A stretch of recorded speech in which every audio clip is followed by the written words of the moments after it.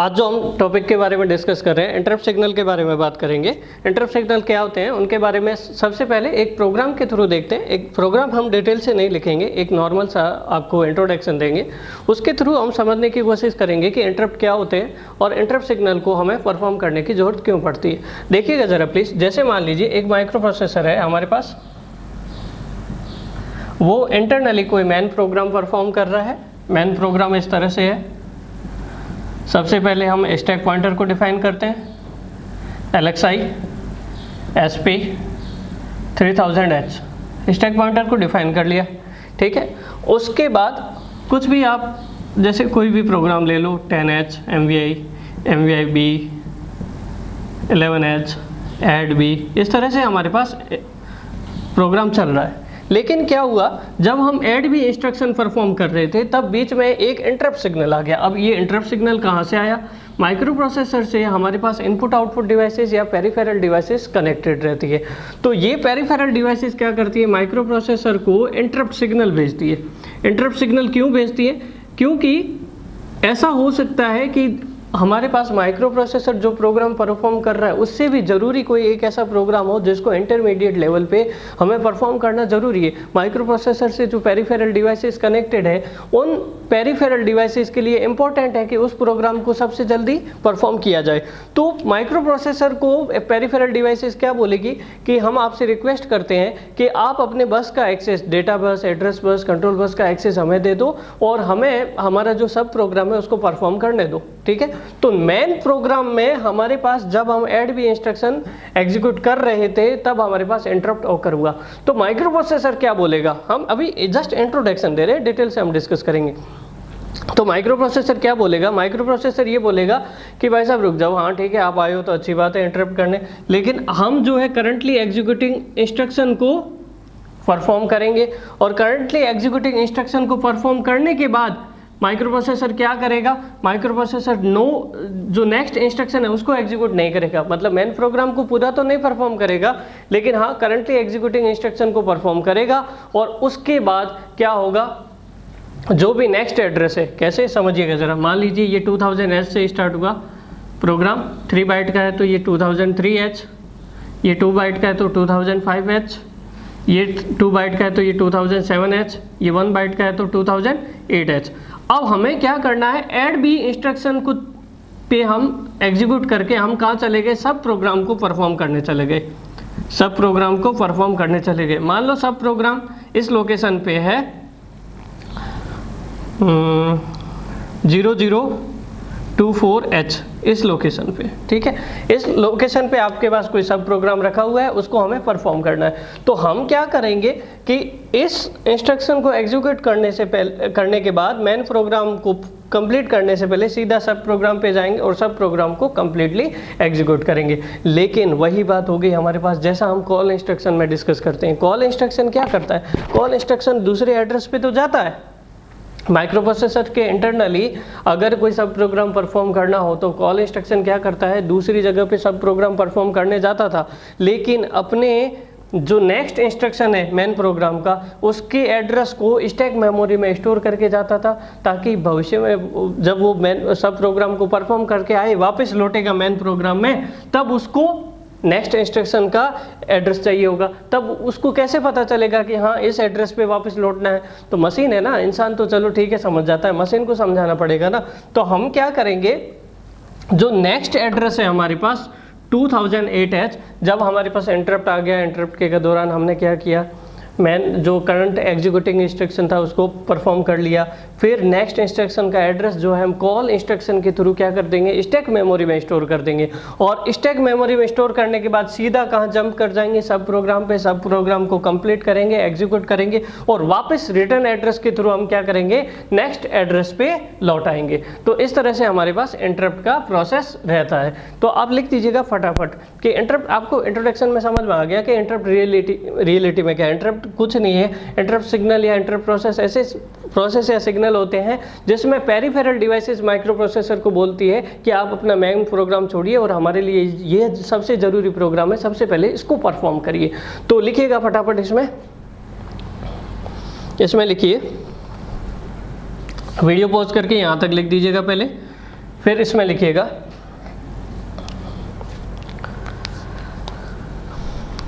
when interrupt signal occurs,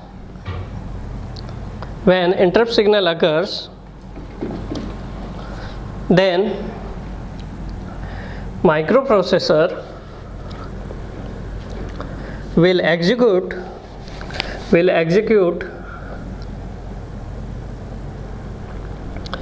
current instruction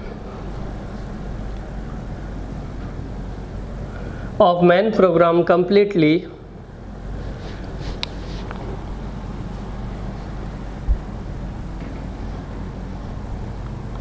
and after that through the call instruction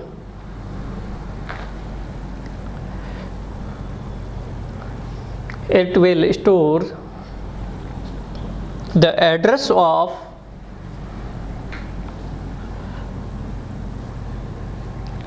next instruction of main program in the stack memory,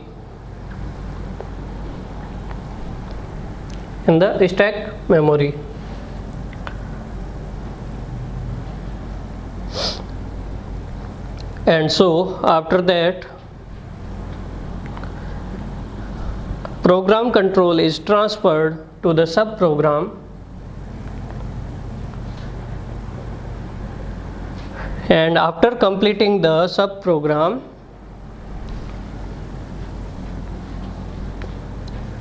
microprocessor will again return to the main program. Microprocessor program control again return to the main program.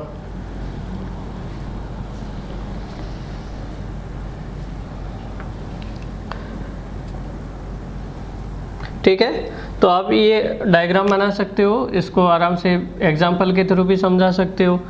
ठीक है, अब ऐसा लिख दीजिएगा। अब इसको अगर मैं लेमैन की लैंग्वेज में समझाऊं इंटरप्ट सिग्नल को, तो आप कैसे बोलोगे? जैसे मान लीजिए आप कोई क्वेश्चन पूछते हो, क्लास हम पढ़ा रहे हैं और बीच में कोई क्वेश्चन पूछते हो, तो टीचर कैसे बोलेगा कि ठीक है हाँ भाई साहब आपने क्वेश्चन पूछा, अच्छी बात है, लेकिन पहले मेरी बात तो सुन लो। ठीक है, इसका मतलब ये है कि माइक्रोप्रोसेसर अपने करंट एग्जीक्यूटिंग इंस्ट्रक्शन को परफॉर्म करेगा, और लेकिन जब हमारे पास टीचर अपना स्टेटमेंट पूरा कर लेगा तो उसके बाद आपके सवाल का भी जवाब देगा। इसका मतलब ये है कि करंट एग्जीक्यूटिंग इंस्ट्रक्शन को परफॉर्म करने के बाद सब प्रोग्राम को वो परफॉर्म करेगा, और सब प्रोग्राम को परफॉर्म करने के बाद अपने मेन वापस प्रोग्राम पे आ जाएगा, मेन टॉपिक पे आ जाएगा।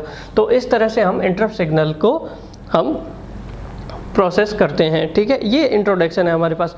अब हमें ये देखना है कि इंटरप्ट सिग्नल हमारे पास कितने टाइप्स के होते हैं। आपके जो क्वेश्चन बनेगा वो यहाँ से बनेगा कि इंटरप्ट से ऑब्जेक्टिव क्वेश्चन बन सकता है, ये इंटरप्ट सिग्नल क्या होते हैं, ठीक है, कितने टाइप के होते हैं, कौन सा सिग्नल आपके एग्जाम्पल में दे देंगे कि ये एग्जाम्पल है, ये कौन सा सिग्नल जो है हार्डवेयर इंटरप्ट सिग्नल है या सॉफ्टवेयर इंटरप्ट सिग्नल है या वेक्टर इंटरप्ट सिग्नल है, नॉन वेक्टर इंटरप्ट सिग्नल है। इस तरह से क्वेश्चन पूछ सकते हैं आपके पास। तो हम ये देख लेते हैं कि इंटरप्ट सिग्नल जो है, यहाँ पे एक इम्पोर्टेंट ऑब्जेक्टिव क्वेश्चन तो बनता ही है कि जब इंटरप्ट प्रोसेस आती है तो माइक्रो प्रोसेसर क्या करता है, करंट एग्जीक्यूटिंग इंस्ट्रक्शन को कंप्लीट करता है या नहीं करता है। कंप्लीट करता है, उसके बाद मेन प्रोग्राम से सब प्रोग्राम में जाता है। ये बात ध्यान रखिएगा, यहाँ से भी एक ऑब्जेक्टिव क्वेश्चन बनता है आपके। ठीक है, तो हम आगे देखते हैं कि यहाँ पर type of interrupt signal, heading लगा दीजिएगा, उसको डिस्कस करेंगे। Type of interrupt signal.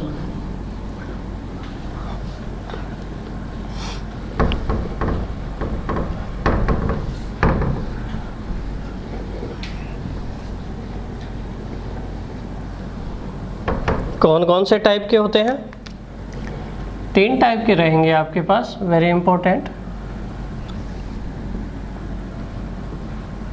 Hardware and software interrupt,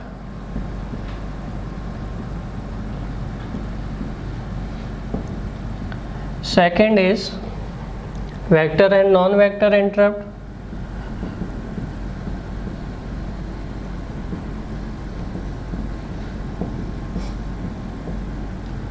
third is mask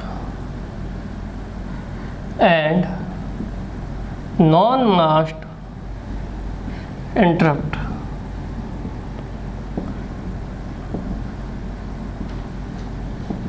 ठीक है, वन बाय वन डिस्कस करते हैं। सबसे पहले हेडिंग लगाएगा हार्डवेयर एंड सॉफ्टवेयर इंटरप्ट्स।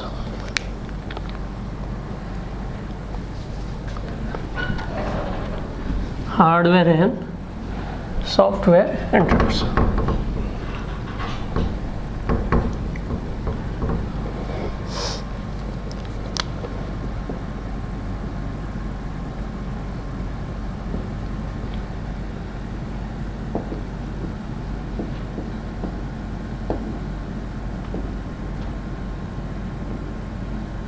इसमें देखिए सबसे पहले है हार्डवेयर इंटरप्ट। देखो हार्डवेयर और सॉफ्टवेयर इंटरप्ट में आप खुद ही डिफरेंस बता सकते हो, क्योंकि टेक्निकल वर्ड इतना टफ नहीं होता। अगर आप उस वर्ड को ध्यान से समझेंगे तो आपको समझ में आ जाएगा।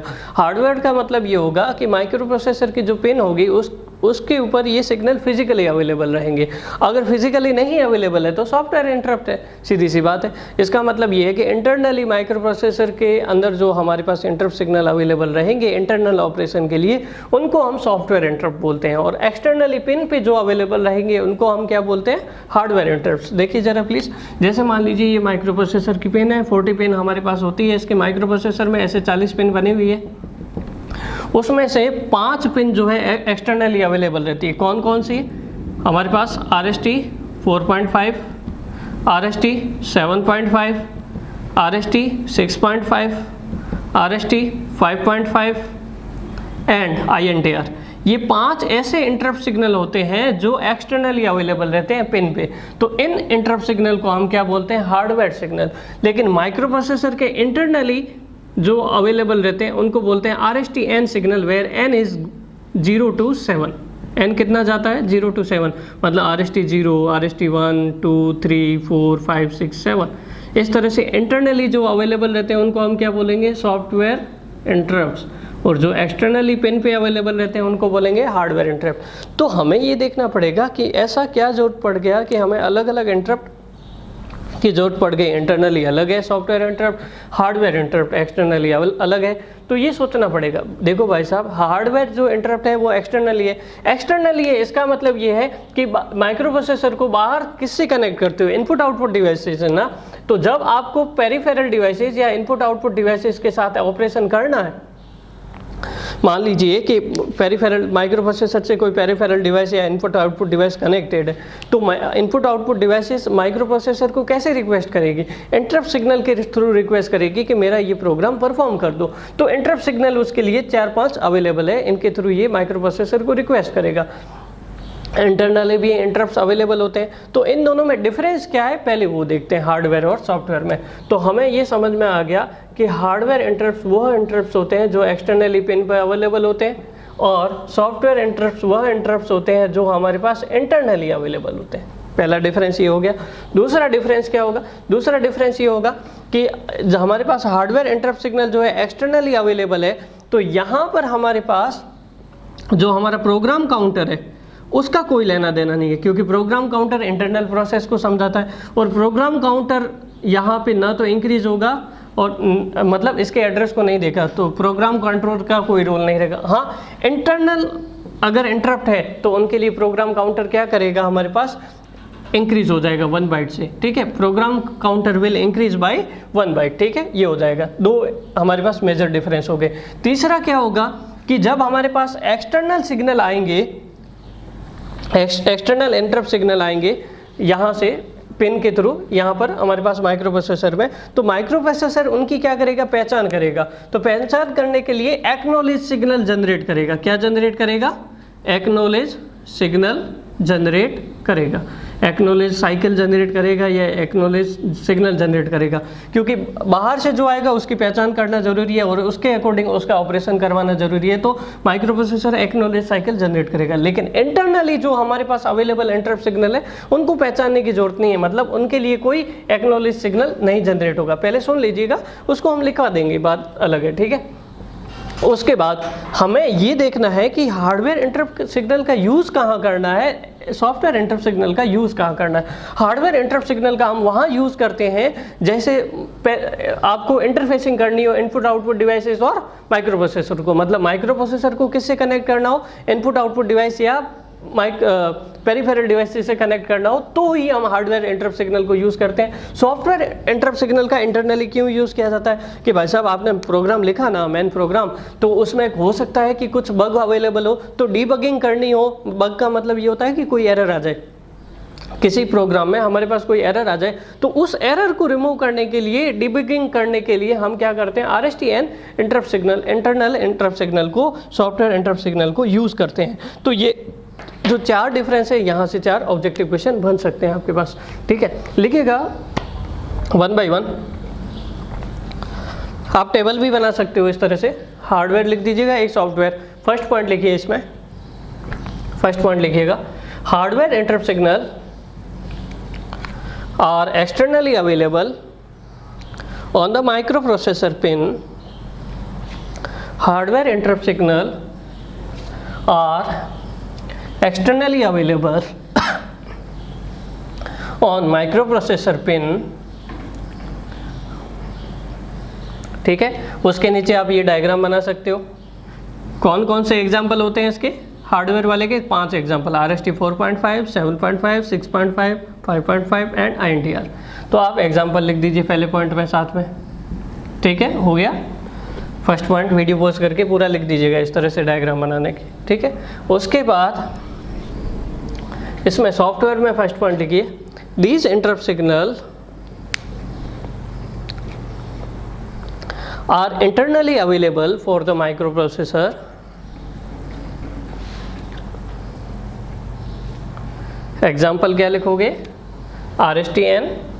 एग्जाम्पल हमारे पास क्या है, तो इस तरह से आपके पास एग्जाम्पल भी पूछ लेंगे कि ये एग्जाम्पल बताओ कौन से इंटरप्ट से रिलेटेड है। इस तरह से भी क्वेश्चन पूछ सकते हैं। N goes 0 to 7। ठीक है, RSTN।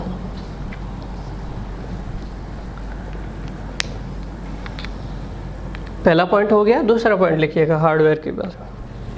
देखो, दूसरा पॉइंट क्या बताया था कि अगर बाहरी है तो इसका मतलब उनका पहचान करना ज़रूरी है। तो माइक्रोप्रोसेसर क्या जनरेट करेगा, एक्नॉलेज जनरेट करेगा, या एक्नॉलेज साइकिल जनरेट करेगा। इसका मतलब क्या है कि हाँ भाई साहब आपको पहचान लिया गया, ठीक है, अब आप आ जाओ, इंटरफेसिंग कर लो। लेकिन इंटरनली अवेलेबल है तो पहचान करने की जरूरत नहीं, तो एक्नॉलेज साइकिल जनरेट करने की जरूरत नहीं पड़ेगी। तो सेकेंड पॉइंट लिखेंगे,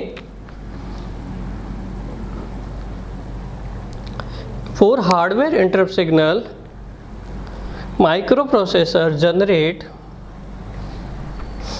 acknowledge cycle. Microprocessor will generate acknowledge cycle. इसमें लिख दीजिएगा सॉफ्टवेयर में, for software interrupts microprocessor will not generate any acknowledge cycle since it is internally available, अंदर ही अवेलेबल है, इसका खुद का ही पार्ट है, तो क्या एक्नॉलेज करने की ज़रूरत है, since it is internally available. तीसरा पॉइंट लिखेंगे हार्डवेयर इंटरप्ट में, program counter is not affected by hardware interrupts. Program counter is not affected by hardware interrupts.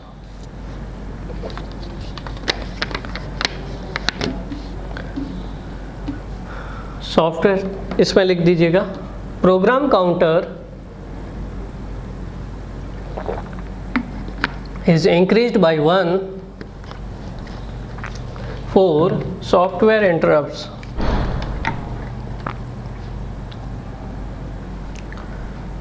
और फोर्थ पॉइंट लिखिएगा एप्लीकेशन के हिसाब से, हार्डवेयर इंटरप्ट का कहाँ यूज़ किया जाता है, लिखिए hardware interrupts are used to connect or interfacing of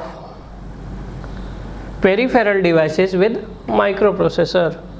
Interfacing of peripheral devices with microprocessor.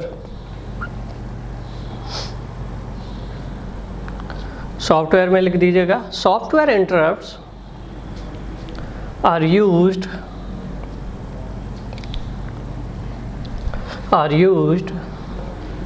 for the debugging of program. debugging का मतलब लिख दीजिएगा हिंदी में एरर फाइंड आउट करना। अगर प्रोग्राम में हमें एरर हो उसको फाइंड आउट करके ये डिबग करता है। ठीक है, ये पहला हमारे पास टाइप हो गया hardware and software interrupts. Second देखेंगे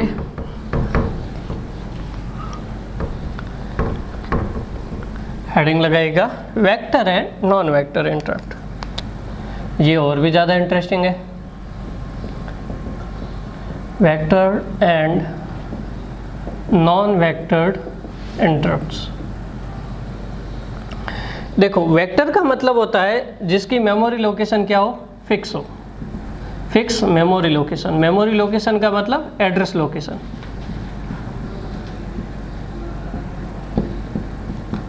और जिसकी कोई फिक्स लोकेशन नहीं हो, नॉट फिक्स्ड मेमोरी लोकेशन और एड्रेस लोकेशन, तो हम नॉन वेक्टर्ड बोल सकते हैं।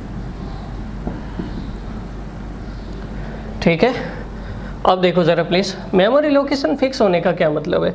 देखो हमें क्या करना है, हमारे पास ये बात तो मान गए कि हमारे पास क्या होगा जब माइक्रो प्रोसेसर अपना प्रोग्राम परफॉर्म कर रहा होगा, कोई इनपुट आउटपुट डिवाइस है या पेरिफेरल डिवाइसेस है, उसको अपना प्रोग्राम परफॉर्म करना है तो वो रिक्वेस्ट करेगा माइक्रो प्रोसेसर से, किसके थ्रू, इंटरप्ट सिग्नल के थ्रू रिक्वेस्ट करेगा। तो माइक्रो प्रोसेसर बोलेगा हाँ ठीक है, हमने आपका एक्नॉलेज कर लिया है, हम आपको परमिशन देते हैं सब प्रोग्राम को परफॉर्म करने की, लेकिन ये तो बताओ कि कौन सी लोकेशन पे प्रोग्राम परफॉर्म करोगे, ये कौन बताएगा। तो इनपुट आउटपुट डिवाइस में कई ऐसे इंटरप्ट सिग्नल होते हैं जिनकी लोकेशन पहले से फिक्स होती है, उस लोकेशन पे जाके हमें सब प्रोग्राम को परफॉर्म करना है। तो हमें यहाँ पे तो सब प्रोग्राम की लोकेशन मिल जाती है, कैसे मिलती है वो देखिए ज़रा प्लीज़। ठीक है, समझ गए क्या कि आप मुझे एड्रेस तो बताओ कि 000H से स्टार्ट होके FFFFS तक, मतलब 65,536 एड्रेस है। आपको भाई साहब ये तो बताओ कि कौन से एड्रेस पे जाना है ये सब प्रोग्राम परफॉर्म करने। तो वेक्टर इंटरप्ट बताते हैं कि आप इस एड्रेस पे जाओ, वहाँ पे जाके सब प्रोग्राम परफॉर्म करो। तो ये कैसे पता चलेगा, और इसके बारे में ऑब्जेक्टिव क्वेश्चन भी आता है कि RST 4.5 का मेमोरी लोकेशन बताओ या एड्रेस बताओ। तो आप कैसे बताओगे, एग्जाम्पल सुनिए ज़रा प्लीज़। जो भी इसके पीछे वर्ड लिखा हो उसको 8 से मल्टीप्लाई करो। 4.5 इंटू 8 कितना हो जाएगा हमारे पास, 44। अब क्या करिए, हम जो माइक्रो प्रोसेसर में बेस नंबर यूज़ करते हैं वो हमारे पास हेक्साडेसिमल होता है। तो 44 जो है ये डेसिमल है, इसको हमें किस में चेंज करने की जरूरत है, हेक्साडेसिमल में। हेक्साडेसिमल में चेंज करोगे तो 44 में डिवाइड करोगे 16 का, तो कितनी बार जाएगा, 2 टाइम्स। ठीक है, तो अब कितना बचा हमारे पास, यहाँ पे 12 बचा। 12 का मतलब क्या होता है, C। तो इस तरह से ऊपर से नीचे की तरफ आओगे तो 2C हो जाएगा। तो इसका वेक्टर एड्रेस क्या होगा, वेक्टर एड्रेस RST 4.5 का वेक्टर एड्रेस हमारे पास होगा 2C, आगे 00 लिख दीजिए, मतलब 2C 00 ठीक है। उसी तरह एक एग्जांपल और बताते हैं आपको एड्रेस पता करने का। आप बोल दीजिए RST 5.5, ठीक है। RST 5.5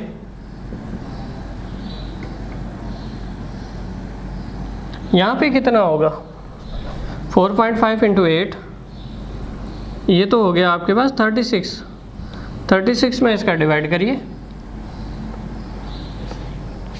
इसको देखिए, वापस देखते हैं ना।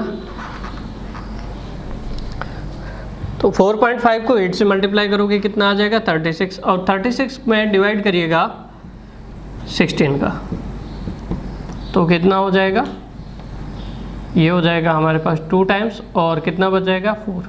ठीक है, तो आप ऊपर से इस तरह से नीचे की तरफ लिखोगे तो आपके पास कितना आ जाएगा, 24H, और आगे 2 जीरो और ऐड कर दोगे तो कंप्लीट एड्रेस हो जाएगा। तो वेक्टर एड्रेस हमारे पास RST 4.5 का क्या आ गया, 0024H। ये हमारे पास वेक्टर एड्रेस आ गया किसका, RST 4.5 का। अब हम देखते हैं आगे RST 5.5, उसका वेक्टर एड्रेस एक एग्जांपल और लेते हैं, समझा देते हैं डिटेल से। वेक्टर एड्रेस आराम से निकाल सकते हो, 8 से मल्टीप्लाई करिए और 16 से डिवाइड कर दीजिए। 16 से क्यों डिवाइड कर रहे हैं, क्योंकि हमें किस में चेंज करना है, हेक्साडेसिमल में चेंज करना है। सारे एड्रेस हमें हेक्साडेसिमल में रखने हैं। तो 5.5 को पहले 8 से मल्टीप्लाई करिए, कितना होगा, ये हो जाएगा 44। अब इस 44 में 16 का डिवाइड करिए, 16 का डिवाइड करोगे कितना आएगा, ये हमारे पास आ गया 2, और कितना बचेगा, 12 मतलब C। तो इस तरह से RST 5.5 का एड्रेस क्या हो गया 2CH, आगे 2 जीरो ऐड कर दो तो 002CH हमारे पास RST 5.5 का। उसी तरह आप RST 6.5 का भी एड्रेस निकालोगे, 8 से मल्टीप्लाई करो फिर 16 से डिवाइड कर दो, क्योंकि 8 से मल्टीप्लाई करोगे तो डेसिमल आएगा, डेसिमल को वापस हेक्साडेसिमल में चेंज कर दीजिएगा। तो RST 6.5 का एड्रेस क्या मिलेगा, वेक्टर एड्रेस, वो मिलेगा आप देखना 0034H, ठीक है। और RST 7.5 का एड्रेस क्या मिलेगा, उसका एड्रेस मिलेगा 003CH। तो इस तरह से हमारे पास वेक्टर जो हमारे पास इंटरप्ट्स होते हैं उनका आप एड्रेस लोकेशन निकाल सकते हो। ये एड्रेस लोकेशन वो एड्रेस लोकेशन है जहाँ पे जाके आप सब प्रोग्राम को परफॉर्म कर सकते हो। तो हम क्या बताएं आपको, सब प्रोग्राम को परफॉर्म करने के लिए हर एक वेक्टर इंटरप्ट को 8 बाइट मतलब 8 एड्रेस लोकेशन दी जाती है कि भाई साहब आपके पास 8 एड्रेस लोकेशन है, आपको सब प्रोग्राम परफॉर्म करना है इसमें। लेकिन क्या पता अगर सब प्रोग्राम 8 एड्रेस लाइन से ज़्यादा का हो जाए तो क्या करोगे। तो ऐसी बात है, माइक्रो प्रोसेसर बोलेगा हम आपके ऊपर मेहरबानी कर देते हैं, हम आपको कॉल इंस्ट्रक्शन देते हैं या RST इंस्ट्रक्शन देते हैं, इसके थ्रू आप किसी दूसरी लोकेशन पे जाओ और उस लोकेशन पे जाके बचा हुआ अपना इंस्ट्रक्शन क्या प्रोग्राम परफॉर्म कर लो। तो हमें ये ध्यान रखना पड़ेगा, एक ऑब्जेक्टिव क्वेश्चन ये बन गया कि हर एक इंटरप्ट वेक्टर इंटरप्ट सिग्नल को कितने बाइट का लोकेशन एलोकेट होता है, 8 बाइट का, मतलब 8 एड्रेस एलोकेट होते हैं हमारे पास, ठीक है। अब इसके एग्जाम्पल कौन कौन से हो गए वेक्टर इंटरप्ट के, आपको पता चल गया होगा। RST 4.5, RST मतलब जितने भी RST वाले हैं हमारे पास, RST N 0 to 7 ये इसका भी एड्रेस होगा, RST 4.5, RST 5.5, RST 6.5, RST 7.5, ये सारे जो है ये हमारे पास क्या है, वेक्टर इंटरप्ट है, उसके एग्जाम्पल है। RST 4.5 को ट्रैप भी बोलते हैं, क्या बोलते हैं, ट्रैप। ट्रैप सिग्नल क्यों बोलते हैं वो थोड़ी देर में हम देखने वाले, ठीक है। अब देखो जिन ऐसे वेक्टर ऐसे इंटरप्ट जिनका कोई मेमोरी लोकेशन नहीं होता है, मतलब INTR, इसका कोई फिक्स मेमोरी लोकेशन नहीं है, तो माइक्रो प्रोसेसर क्या करेगा कि बताओ आपको कहाँ जाना है, कहाँ जाके एड्रेस, किस एड्रेस पे जाके आपको सब प्रोग्राम परफॉर्म करना है। तो माइक्रो प्रोसेसर इसको पूछेगा, लेकिन इसके पास तो कोई जवाब ही नहीं है क्योंकि इसका खुद का तो एड्रेस ही नहीं है। तो माइक्रो प्रोसेसर बोलेगा ठीक है आप आए हो तो आपको हम हमारी तरफ से एक एड्रेस लोकेशन दे देते हैं, आप वहाँ चले जाओ। किसकी मदद से देगा, कॉल और RST इंस्ट्रक्शन की मदद से। तो उसकी मदद से आप ये माइक्रो प्रोसेसर INTR को बोलेगा कि आप वहाँ चले जाओ और अपना सब प्रोग्राम परफॉर्म कर लीजिएगा, ठीक है। तो इस तरह से हमें थोड़ा समराइज करते हैं। देखिए सेकंड टाइप है vector and non vector interrupt. Vector interrupt का मतलब ऐसे इंटरप्ट सिग्नल जहां पे हमारे पास किसी भी इंटरप्ट सिग्नल की वेक्टर एड्रेस या मेमोरी लोकेशन या एड्रेस लोकेशन क्या हो, फिक्स अवेलेबल हो, वहां पे जाके हमें सब प्रोग्राम को परफॉर्म करना है। और नॉन वेक्टर एड्रेस का मतलब क्या होगा कि इस लोकेशन पे, इस मेमोरी लोकेशन पे इनका कोई फिक्स एड्रेस होता ही नहीं है, तो हमें माइक्रो प्रोसेसर बताता है कि इस लोकेशन पे जाके आप एड्रेस को परफॉर्म करो। तो आपको सिंपल बोलना है, वेक्टर का मतलब fix location interrupt signal, non vector का मतलब जिनका कोई फिक्स लोकेशन अवेलेबल नहीं हो। तो लिख दीजिएगा फटाफट, वेक्टर्ड इंटरप्ट्स, हेडिंग लगाइएगा।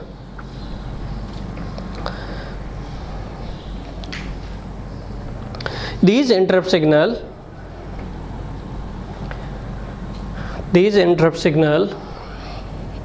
have fixed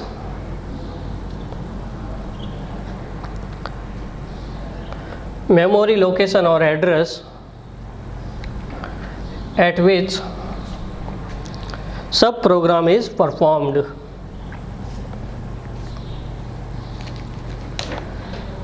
Each vector interrupt is assigned with 8 memory address locations, with 8 memory address locations.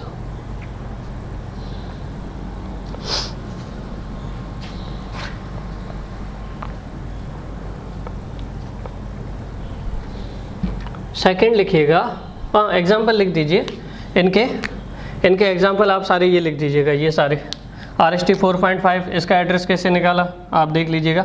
ये सारे एग्जाम्पल किसके हैं, वेक्टर इंटरप्ट्स के, ठीक है, RST N से लेके ये सारे। फिर उसके बाद इनका एड्रेस निकालना सीखना चाहते हो तो इसको अलग से लिख दीजिएगा, वीडियो पोस्ट करके सारा लिख दीजिएगा, ठीक है।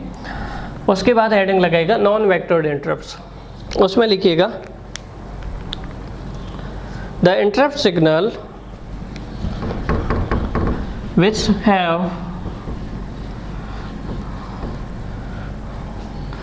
which have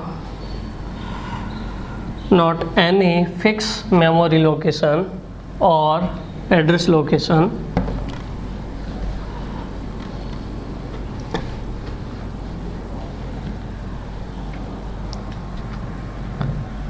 एग्जाम्पल क्या लिखोगे, INTR सिग्नल, ठीक है। इसमें आगे लिखिएगा, अब INTR के पास अपना एड्रेस तो है नहीं, तो माइक्रो प्रोसेसर इसको कॉल और रीसेट इंस्ट्रक्शन के थ्रू, इसको रीसेट नहीं RST इंस्ट्रक्शन के थ्रू इसको एड्रेस दे देगा। तो लिखिएगा micro processor will generate acknowledge signal for INT है ना, acknowledge signal for INTR signal and provide memory address location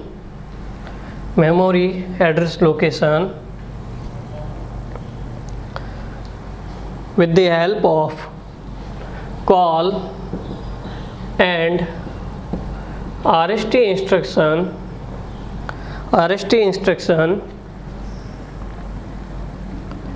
to perform the subprogram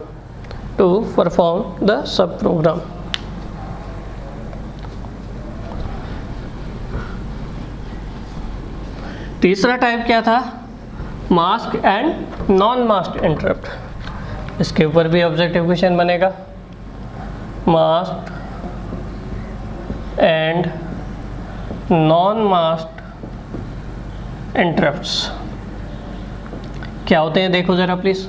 mask का मतलब जिसके ऊपर मास्क लगाया जा सके, मतलब जिसको इग्नोर किया जा सके या अवॉइड किया जा सके। नॉन मास्क का मतलब जिसके ऊपर मास्क नहीं लगाया जा सके, मतलब जिसके आप अवॉइड नहीं कर सकते, तो वो नॉन मास्क इंटरप्ट सिग्नल होंगे। तो हमारे पास केवल एक ही सिग्नल है जिसको आप रोक नहीं सकते, ठीक है। मगर इसका मतलब ये है कि अगर वो इंटरप्ट सिग्नल आ गया तो आपको उसका सब प्रोग्राम परफॉर्म करके देना ही पड़ेगा, और उस इंटरप्ट सिग्नल को बोलते हैं ट्रैप या RST 4.5। ट्रैप का मतलब क्या होता है, जाल होता है ना, एक तरह से अपन बोलते हैं, ठीक है। तो मान लीजिए कि ये ट्रैप ऐसा बिछाया गया कि हमें ये RST 4.5 का तो हमें सब प्रोग्राम परफॉर्म करके ही देना पड़ेगा। तो यही एक ऐसा सिग्नल होता है जिसको ऊपर आप मास्क नहीं लगा सकते। लेकिन बाकी जितने भी सिग्नल होते हैं RST 7.5, 6.5, RST 5.5 और INTR, ये जितने भी सिग्नल है इन सब के ऊपर मास्क लगाया जा सकता है। मतलब इनको आप क्या कर सकते हो, नेगलेक्ट कर सकते हो, लेकिन इसको नेगलेक्ट नहीं कर सकते। अगर ये बीच में आ गया इंटरप्ट सिग्नल, इसका काम तो करना ही पड़ेगा। तो लिख दीजिएगा प्लीज, हेडिंग लगाइएगा mask interrupt. The interrupt signal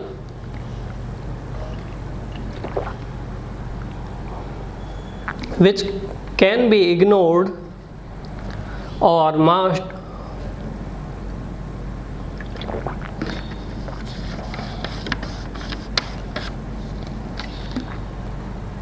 under software control। मतलब इनको मास्क कैसे लगाया जाता है, सॉफ्टवेयर कंट्रोल के through. Under software control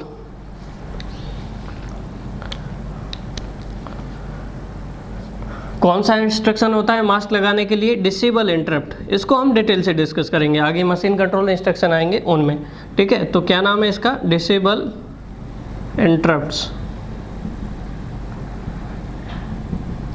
bye software control या under software control by using disable interrupt signal, जैसा इसका नाम है, ये इन सभी इंटरप्ट को क्या कर देगा, डिसेबल कर देगा। तो एग्जांपल आप लिख सकते हो इसके लिए कि मास्क इंटरप्ट सिग्नल कौन कौन से हैं, RST 7.5, 6.5, 5.5, INTR, ठीक है। नेक्स्ट लिखेगा non mask interrupt signal. The interrupt signal which can't be ignored or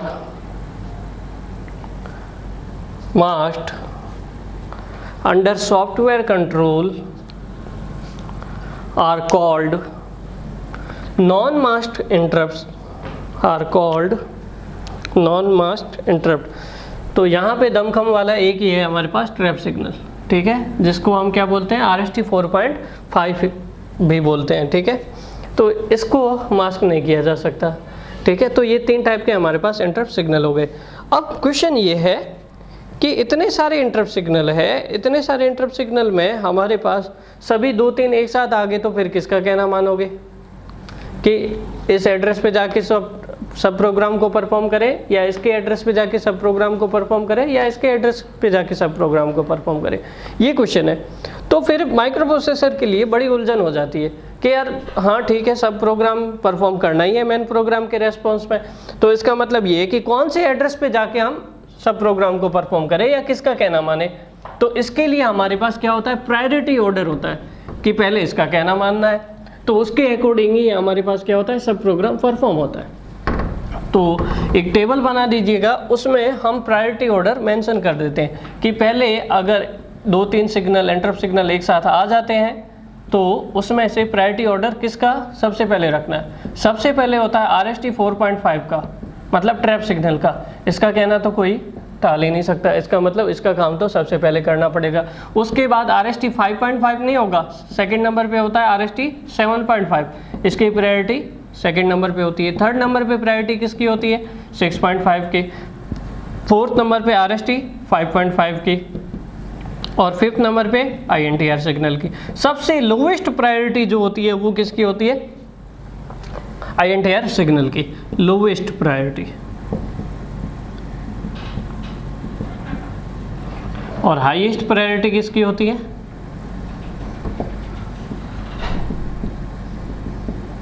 ठीक है, 4.5 सिग्नल की। तो इस तरह से अगर मान लो 3 सिग्नल आ जाते हैं 4.5, 7.5, 6.5, तो माइक्रो प्रोसेसर किसका सब प्रोग्राम परफॉर्म करेगा, 4.5 का सबसे पहले। अगर ये 3 सिग्नल आ जाते हैं 7.5, 6.5, 5.5, तो पहले किसका हमारे पास सब प्रोग्राम परफॉर्म किया जाएगा, 7.5 का, ठीक है। प्रायोरिटी ऑर्डर आपको पता होना चाहिए, तो इसके ऊपर भी ऑब्जेक्टिव क्वेश्चन बनता है फिर कि प्रायोरिटी ऑर्डर किस तरह से होता है, ठीक है, ये ध्यान रखिएगा।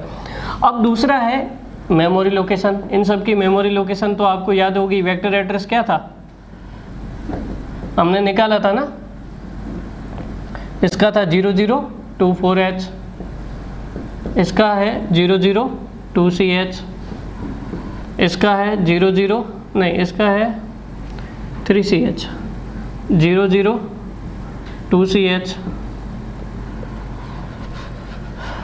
इसका है 34H, और इसका है 002CH ये, और इसका कोई मेमोरी लोकेशन नहीं है, ये तो नॉन वेक्टर इंटरप्ट है, ठीक है। ये वेक्टर एड्रेस हो गया। उसके बाद टाइप ऑफ ट्रिगरिंग, हमें ये देखना पड़ेगा कि ये जो इंटरप्ट सिग्नल है इनमें टाइप ऑफ ट्रिगरिंग मतलब ट्रिगरिंग किस टाइप की होती है।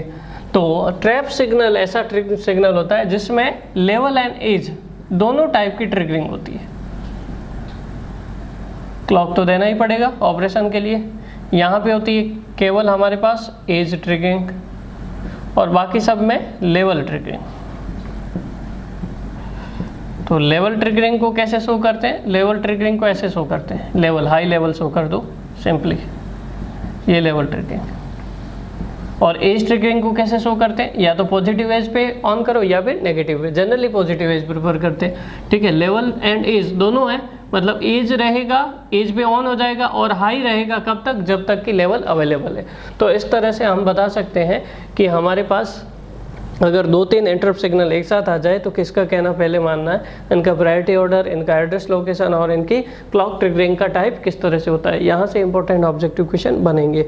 अब हम क्या करेंगे, ये समझ में आ गया इंटरप्ट्स क्या होते हैं, हमारे पास इंट्रोडक्शन दे दिया, टाइप्स दिखा दिए, हार्डवेयर एंड सॉफ्टवेयर और वेक्टर एंड नॉन वेक्टर। उसके बाद हमने बताया आपके पास मास्क एंड नॉन मास्क सारे, और प्रायोरिटी ऑर्डर भी चेक कर लिया। अब हम इंटरनली देखते हैं कि एक ट्रैप सिग्नल ले लें, इन चारों में से हम क्या ले लेते हैं, ये तो वेक्टर एड्रेस वाले, तो एक ट्रैप सिग्नल को एक्सप्लेन कर देंगे इनमें से, और एक INTR सिग्नल को एक्सप्लेन कर देंगे। ये बताएंगे कि ये कैसे काम करते हैं, ठीक है। तो एग्जांपल लेंगे, सबसे पहले देखेंगे ट्रैप सिग्नल।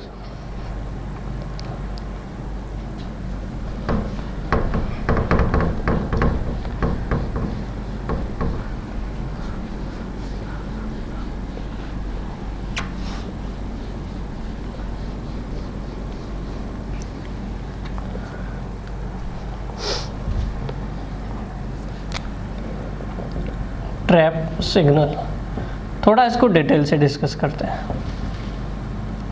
इसके पास हाईएस्ट प्रायोरिटी होती है।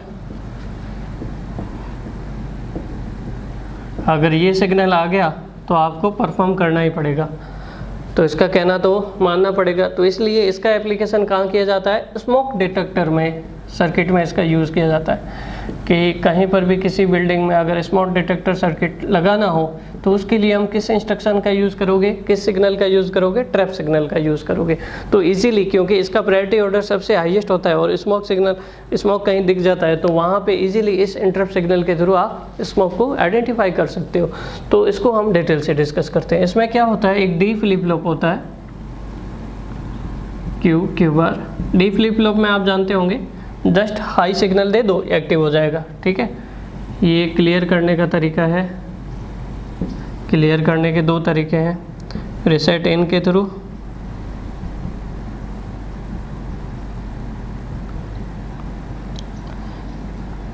हाई एक्नॉलेज सिग्नल या cycle.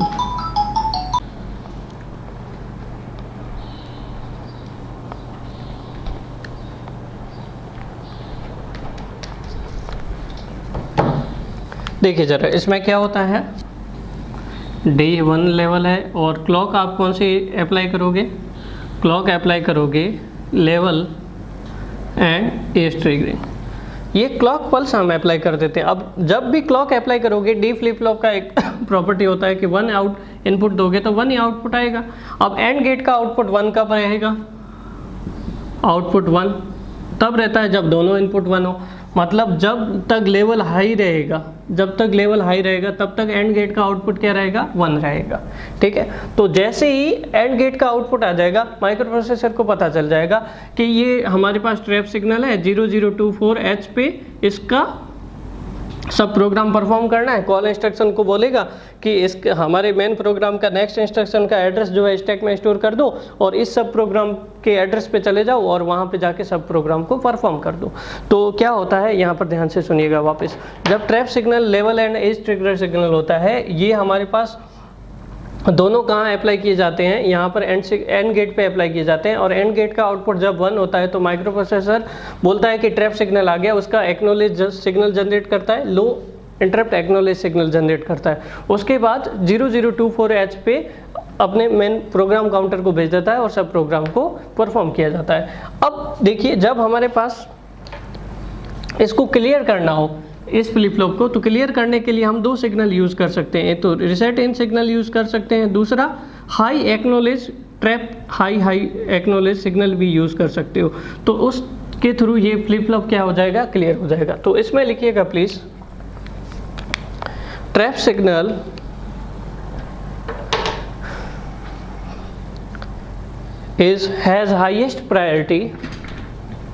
has highest priority and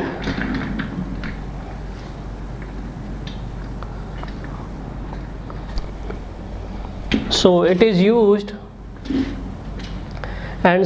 is used in a smoke detector circuit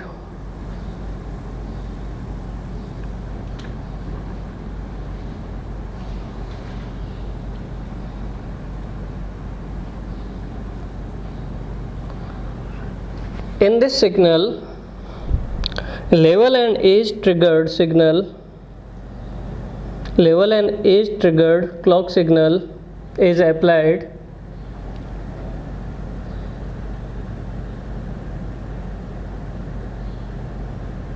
the clock signal remain high until it is acknowledged जब तक कि इसकी पहचान नहीं हो जाए तब तक क्लॉक सिग्नल हाई रहेगा। After that microprocessor will generate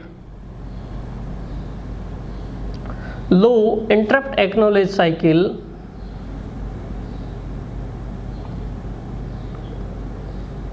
and so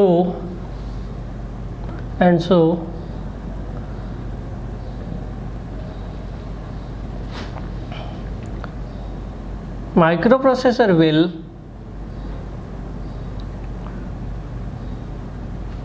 move the program counter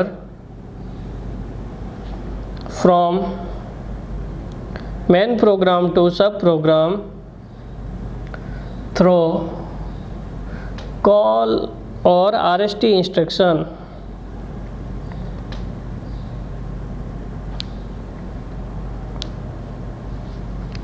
and the program is performed at 0024H trap signal address location. Next paragraph में लिखिएगा to clear the flip flop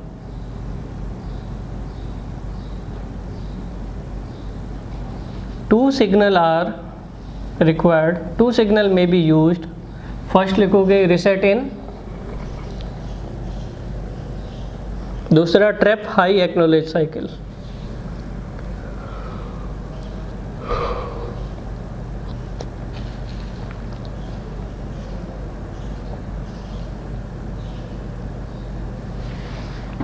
ठीक है, next वाले में क्या होता है, बाकी सब में भी ऐसा ही होगा, 5.5, 6.5, 7.5 उनमें भी इसी तरह से होगा हमारे पास, बस क्लॉक जो है वो अकॉर्डिंग टू चेंज हो जाएगी, हमने पहले मेंशन कर दिया है। वहाँ एक वेक्टर एड्रेस पे जाके सब प्रोग्राम को परफॉर्म कर लिया जाएगा। अब लास्ट बचा है हमारे पास INTR सिग्नल, उसमें कुछ अलग तरीके से होता है क्योंकि उसका फिक्स एड्रेस तो होता ही नहीं है। INTR सिग्नल, इसकी प्रायोरिटी लोवेस्ट प्रायोरिटी होती है। INTR सिग्नल में क्या होता है सुनिए जरा प्लीज। INTR सिग्नल आता है माइक्रोप्रोसेसर के पास, माइक्रोप्रोसेसर क्या करता है, इंटरप्ट एक्नॉलेज साइकिल जनरेट करता है। कैसे देखो जरा प्लीज, ये हमारे पास इनपुट आउटपुट या पेरिफेरल डिवाइसेस है, ये इंटरफेसिंग चाहती है किसके साथ, माइक्रोप्रोसेसर के साथ, तो इंटरप्ट सिग्नल भेज दिया यहाँ से INTR, उसके रेस्पॉन्ड में क्या हमने आपको पहचान लिया है, उसके रेस्पॉन्ड में INTA एक्नॉलेज साइकिल माइक्रोप्रोसेसर वापस भेजता है पेरिफेरल डिवाइसेस को और बोलता है कि ठीक है आपकी पहचान हो गई है, हम आपकी पहचान के लिए आपके सब प्रोग्राम को परफॉर्म कर रहे हैं। किस एड्रेस लोकेशन पे, एड्रेस लोकेशन तो इसने दी नहीं, तो किस एड्रेस लोकेशन पे परफॉर्म करेगा, ये कॉल और RST इंस्ट्रक्शन के थ्रू, RST इंस्ट्रक्शन के थ्रू जो एड्रेस लोकेशन अवेलेबल कराएगा माइक्रोप्रोसेसर, उस एड्रेस लोकेशन पे जाके ये अपने प्रोग्राम को परफॉर्म कर देगा और फिर वापस क्लियर करना हो फ्लिप फ्लॉप को तो क्लियर रीसेट इन सिग्नल के थ्रू आप क्लियर कर सकते हो। तो लिख दीजिएगा please INTR signal, when INTR signal is applied to the microprocessor, then microprocessor will generate INTA बार लगा देना, बार का मतलब लो, ठीक है, INTA low acknowledge cycle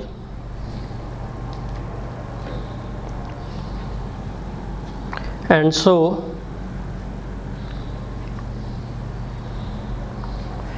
so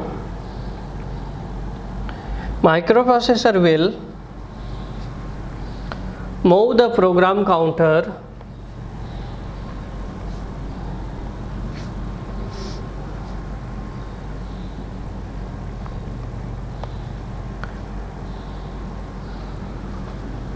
through call or RST instruction, through call or RST instruction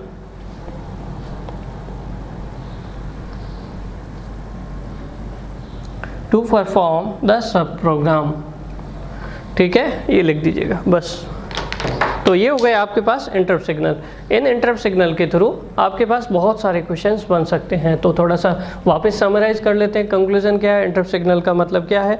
interrupt signal का सीधा सा मतलब ये पेरिफेरल डिवाइसेस जो है वो माइक्रो प्रोसेसर की सर्विस चाहती है, माइक्रो प्रोसेसर के लिए सब प्रोग्राम परफॉर्म करना चाहती है अपना माइक्रो प्रोसेसर की मदद से, और जब सब प्रोग्राम परफॉर्म हो जाए तो वापस लौट जाती है। तो उसके लिए हमें अलग अलग टाइप के इंटरप्ट सिग्नल हमने डिस्कस किया, hardware, software, vector, non vector, और तीसरा टाइप कौन सा था, मास्क, नॉन मास्क। तो ये हमारे पास इंटरप्ट सिग्नल रहेंगे।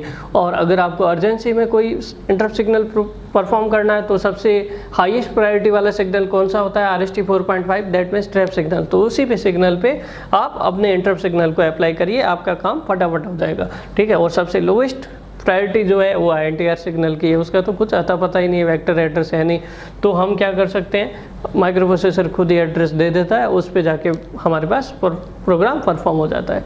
तो ये लिख दीजिएगा, ये कंप्लीट हो गया हमारे पास इंटरप्ट प्रोसेस एंड सिग्नल्स।